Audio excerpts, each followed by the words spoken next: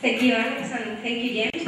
I will take much of introduction just to say that I place a picture of Frederick Ronquist.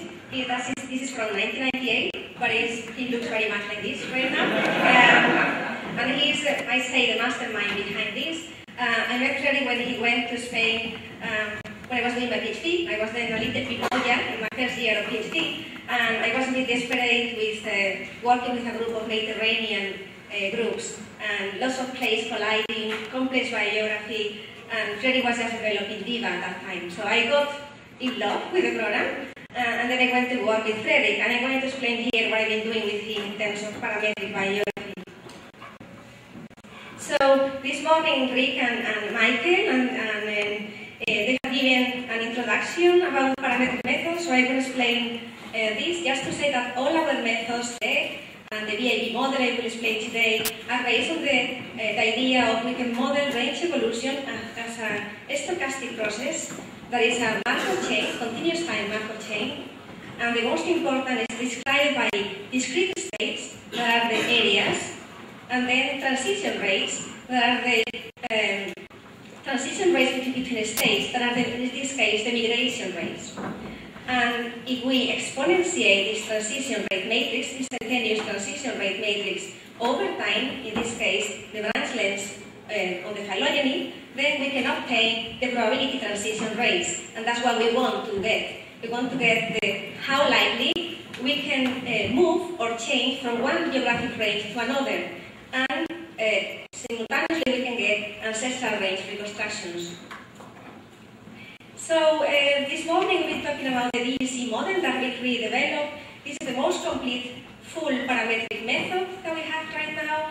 And I won't go through that, but say that we have the problem, as Michael explained and Rick, about the large number of areas. When we have too many areas, it becomes very difficult to scale, and that's because we allow widespread states. So we're going to talk today about another different type of methods that Michael has also dealt with in his presentation. And this is Bayesian continuous time Markov chain approaches. They were first developed explicitly by Frederick and I and Paul Vandermark, and then implemented in Mr. Bayes 4.0 that never came to life, just got extinct, and now they are implementing Red Bayes.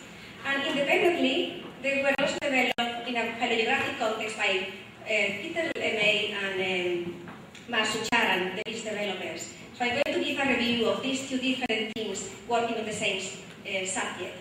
So the basic idea of this method is we do not deal with phylogenies, we do not have a fixed topology, we work directly from alignments. So we have an alignment, nucleotide data, and we want to obtain simultaneously the topology and the ancestral range reconstruction and the divergent times and the rate parameters, that is how often we move from one area to another.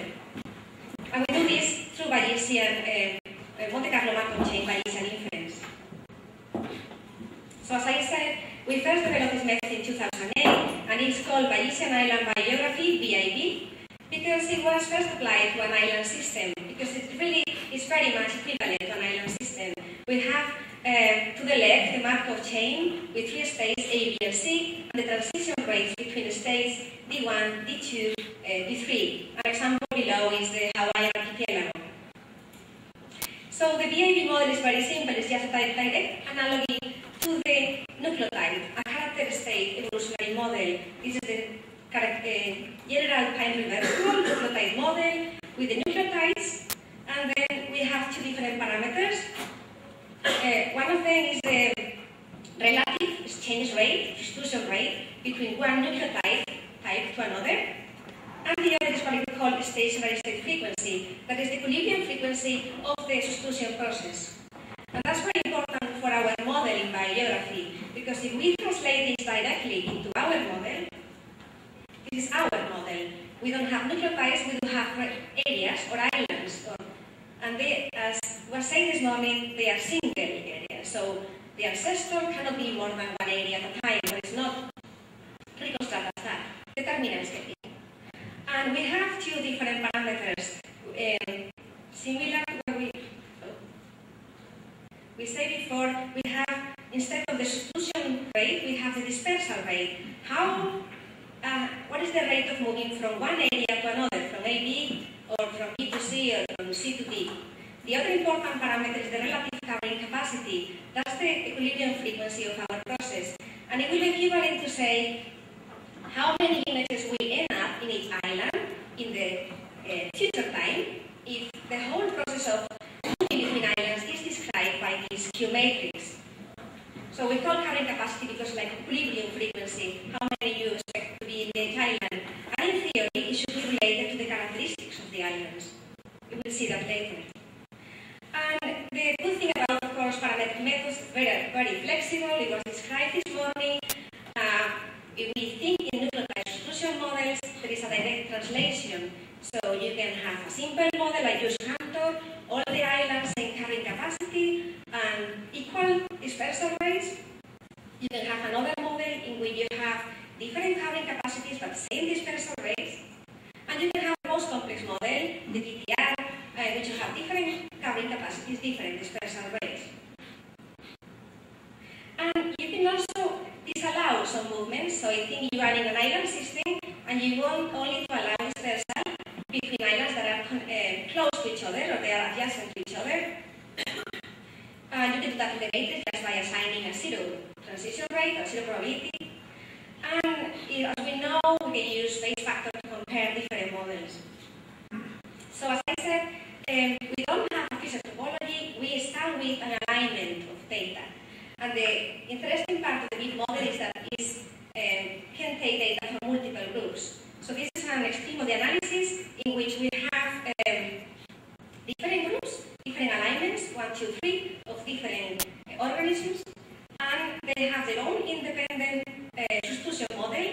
They have different age of origin, they do have different rate, molecular evolutionary rate, and what we're interested is in this part, what is common. So maybe the groups have also dispersal with different dispersal capabilities. So we allow the groups to differ in their dispersal capabilities using this rate scalar. What we want to obtain is this. So how often do they move between groups? Just to show very quickly that Peter Lemme and Marshall Chad developed exactly the same model in 2009, 1 year later, in a phylogeographic context. They were interested in virus spread, but exactly the same model. So the carrying capacities, they are represented here, and they have these rates of dispersal between, not islands, but between cities. They were studying transmission of this virus. They went a bit further, and they also developed what is called Bayesian stochastic variable selection that allowed them to determine which migration rates are more important relative to their data. So they use this indicator that is values of 0 and 1 to decide in this very complex, sometimes very complex migration rate matrix, how many of them are really important for explaining our data. And they also develop this approach, and they can also incorporate the importance of geographic distance, environmental heterogeneity, using generalized linear models. So how important is these predictors for explaining my migration rates?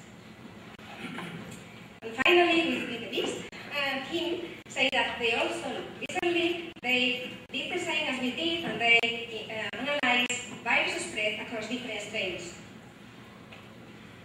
So go back to red base. So as I said, our approach was first developed or coded into Mr. base, but is now in red base, and Michael Landis has been part of that together with Charles Robles. And I will say much about this just to say that one good thing about red base that it has in BIST is that it's very flexible. You can set up your own analysis. You decide what you want to test, and then you think how to do it, and then you can call different functions and variables and decide how to analyze it. So, one example. Canary Islands. I've been working on the Canary Islands for some time. These are archipelago belongs to Spain, but it's close to Africa, north coast of Africa, and these are the islands represented here. And they were formed by a hotspot, African plate, moving northwards in different times.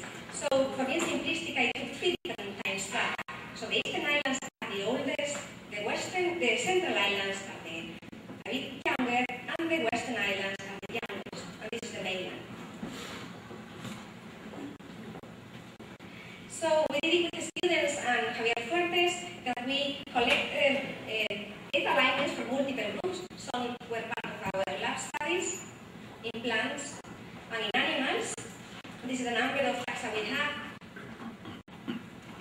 And then we analyzed what is the dispersal rates and carrying capacities for plants and for animals. So this is the plant data set, and what we observe is that is the carrying capacities. So this little dots here in color is the relative carrying capacities of the western, central, and eastern islands.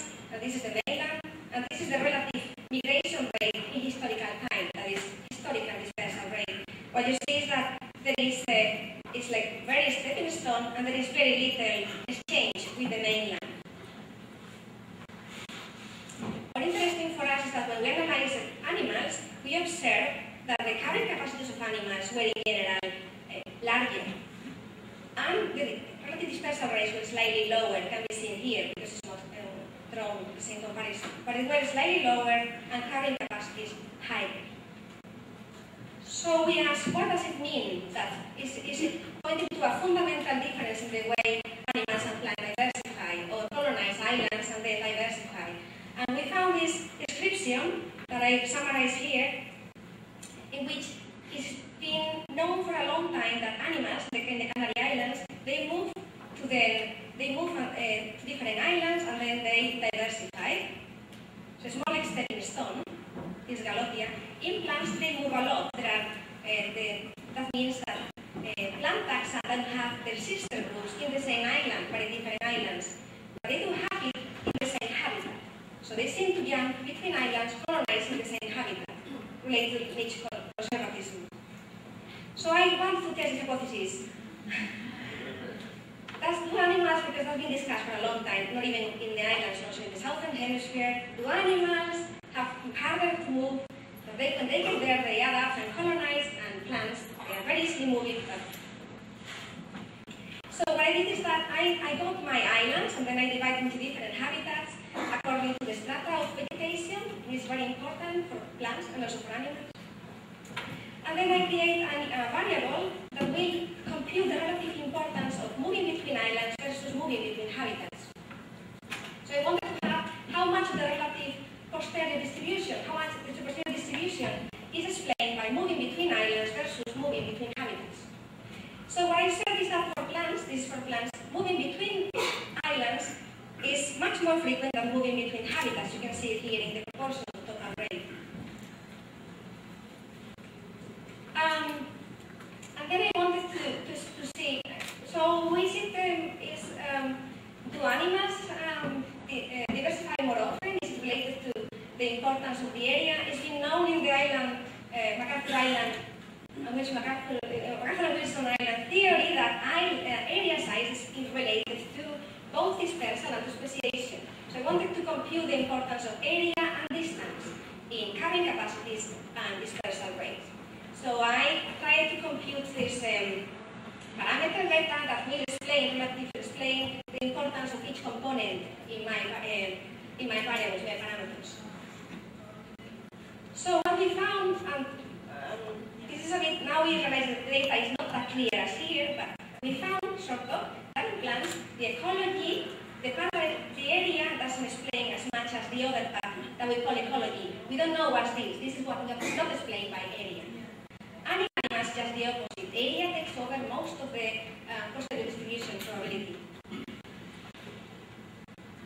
And we also found it was interesting in a common analysis in which you have a hypertriad controlling the migration rate of animals and plants, that plants have higher migration rate than animals.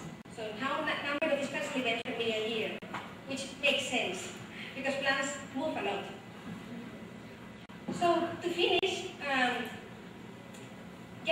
just to go over what Michael has explained this morning, all our models so far are static. The islands are there, the animals and plants move along, but the islands were not always there. They have changed a ton.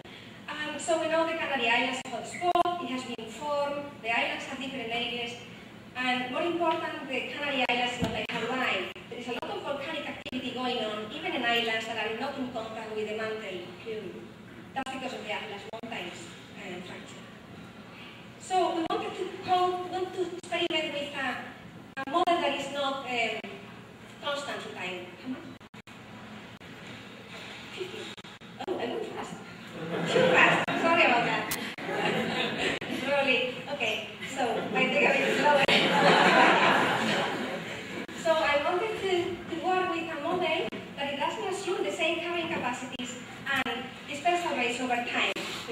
time-heterogeneous macro chain model. As always, the BIS team has beat us. So they went quicker, we're very slow, and they published in 2014 this paper in which they have sort of an epoch model, like Michael described it. It's not the same, but they wanted to have different dispersal cumulates describing the dispersal or virus spread process. So it's similar to what you said in Lagrange. You have phylogeny stratified into different Q1, Q2, Q3, and they are all time-homogeneous processes, but there's a compound Poisson process that is relating all of them. So it's independent Poisson processes. And they wanted to study whether the dispersal or the virus spread changed over time, because there were conditions changing. So we wanted to see something similar in our more geological time period. It's been known on the Canary Islands during the Pleistocene time, because of static sea level changes, the islands became bigger. We know, for example, that Fuerteventura and Lanzarote, that are now unconnected by a deep ocean, they were connected in that time in one single island. And also the area size of the islands increased in that time. So the question was this, in this period, maybe there was more possibility of dispersal. So can we test if there has been an acceleration in dispersal rates during the Pleistocene time? So we use this epoch model that Michael described, and we define different time periods that according to the age of the islands, and the last one is the one we are interested. So between 3.5 and 0.0 million years in the present, we have the Pleistocene and late Pliocene, and we want to see this acceleration in the rates. So we have this parameter here, a recent rate multiplier, and we want to compute this. So all the other rates were allowed to be the same across periods. In this case, we have this parameter we want to compute posterior probability. What we are trying to summarize is that there is an acceleration of rates in the latest time period, and it's higher in plants than in animals. This is the mean. The prior was exponential. So one possibility is that we are right, there has been Pleistocene glaciations, increasing size, decreasing geographic distance, animals and plants move quickly, and of course plants have taken the lead. Or it could be human-induced dispersal. Maybe some of those events that reflect the human action. But then we wanted to go further and say, what happens with real geological time? So when the islands are being formed, they are exposed to extinction. So in this case, we have the Tenerife Islands. We know they were formed by 3 different paleo islands that merged. They formed this island, and then during the merging of the big island, that is triangular, the tailed volcano was formed, and that was a catastrophic extinction that destroyed a great part of the island, or it didn't destroy the island, but created landslide. So many animals and plants took refuge in these paleo islands. And afterwards, even in this period, we have major landslides, and these are represented here. Like La Otava was covered by a landslide, even in historical times. So we wanted to work with a real non-stationary modeling with the rates don't change, the relative rates, but the carrying capacities will change. So imagine you have the carrying capacity of an island in one time period, and after a mass extinction event, the carrying capacity just decreases. You start over, so start being colonized by other animals and plants. So we wanted to model both the sequential apparition of the islands, the fact that the islands appear from the ocean popping out because the moving plate over the hotspot, and also the fact, more complicated model in which even when they are formed, their carrying capacities can change due to extinction. And in this model, we are not estimating the time of extinction, the break point, but we are just allowing the carrying capacities to change. So in this non-stationary epoch model, we did it over animals and plants together because we needed lots of data, so we needed to have animals and plants in one data set. But we allow each group to have their individual nucleotide substitution model, age, origin, time, clock rate, and we also allow them to have different migration rates. So there was a local distribution hyperprior controlling, from which we draw the values of the animals that have all the same, were drawn from the same distribution, and the plants that were drawn from the same distribution. then we wanted to estimate the carrying capacities over time. How do they change? So having said this, I will say that this analysis failed. So I got the results yesterday morning, and there was something wrong. And so even though it looks right with the stationarity and the values, it was wrongly coded. So this is really, doesn't really reflect, but that's what we want to see. We want to see a different carrying capacities. So this would be, for example, for the mainland in the first time period. This would be for the mainland in the second time period. We want to see changes in the carrying capacity. So this is a work in progress. We need simulations also to prove that this actually works. So to finish, to say that our model doesn't only apply to islands, it can be worked in even in continental systems. And one example was presented by Lisa Pokorny, a postdoc in my team, in Friday's Saturday session. Like, it's called the Flora. In this case, what we find is that we have groups that are isolated or in the margins of the continent of Africa. That means that one species is in Micronesia, in the Canary Islands, and the sister species is in Arabia, Southern Arabia or Eastern Africa. So there's this huge disjunction of 9,000 kilometers in area of the Sahara in the middle. And the idea is that these groups became so disjunct or so isolated because of extinction, climate-driven extinction in this case, because of the formation of the Sahara and the acidification. And we have some evidence from ecological niche modeling showing that in the Miocene they will actually they have like a corridor to cross over. And we have evidence in the form of dating that shows that most of them they fit with this time period. But we want to test this with this epoch model. The question is, there was a decrease in migration rates across the Sahara after 7 million years. And this we don't have an answer. We haven't tried it. But it's to show you the power of the potential of what we can be doing. And because I show in the title, I say from phylogenetics to phylogenomics, I wanted to end with this slide. So one problem with phylogenomics is loss of data. We do have scaling up individuals and loci and genomics. So we're trying to, at the same time, phylogenomics gives a lot of coverage in the sense that you can get inter-specific data and a better picture of what's going on, even in the most recent time, the Pleistocene.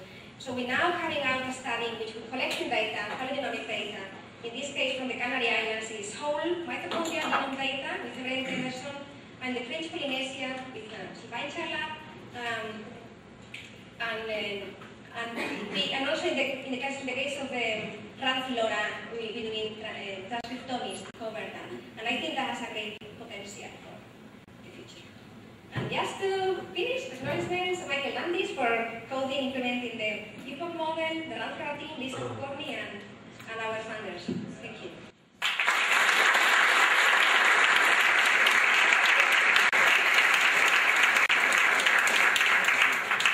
Thanks so much, Isabel, for this excellent talk. There's no time for questions. Please. Yes?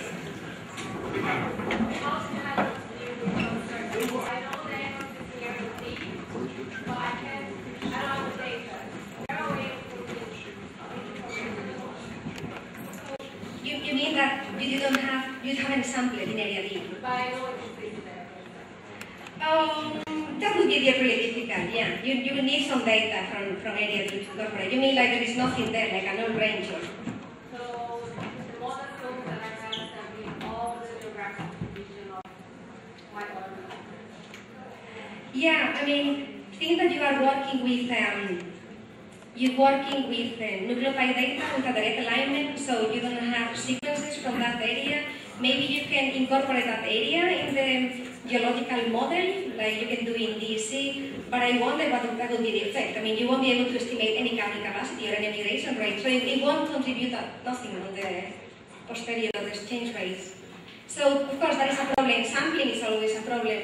It is a problem as well for the carrying capacities. If your sampling is biased, then it will be biased, your carrying capacity as well. So that's important.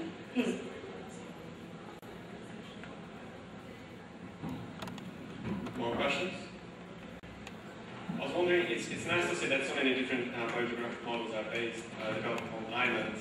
And do you see that, when you see that these kind of models, which are so parameter rich, will apply to more continental areas? Do you have a comment on that? Yeah, I get a question very often. So would this model apply to a more like continental scenario in which the areas are all adjacent, they share an edge? It depends, I guess, very much on your question. So if you are interested in migration, or how often, or the intensity of migration between two areas, and you don't care at all about the ancestral range reconstruction, whether the ancestors were in the two areas or in three or got extinct, you only care about the realized process. So at the end, what can you say about the history of migration between two areas? So our interest here is in the parameter estimation, not in the ancestral range reconstruction.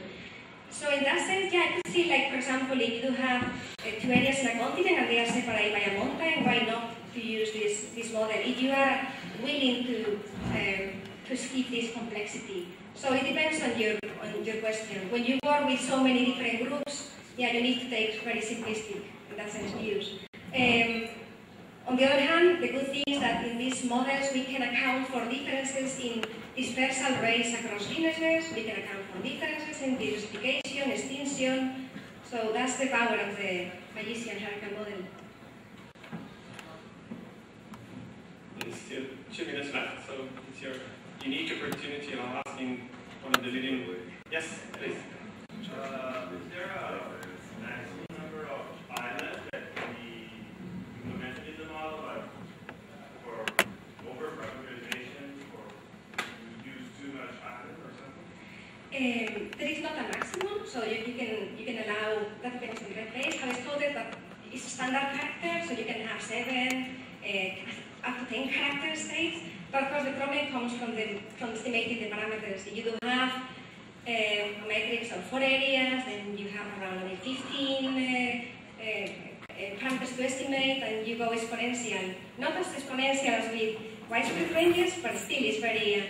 and if you need at least 10 points to estimate properly a parameter, then that's a real limitation. So I guess in our case, for the rand Flora, we did test trials. So we tried to see how much informative is our data for the areas. And we saw that the posteriors came very flat, or it was really bad mixing, then we just lump areas. So we have the same problem as in DUC for the number of areas. But at the same time, again, if you increase the number of groups you're studying, so that's the good thing. We are using, of course, only one character that is in your matrix. So you have many lineages, you're increasing the number of data points. And since you allow the lineage to have their own history, that's not that important, as you are not taking too many risks.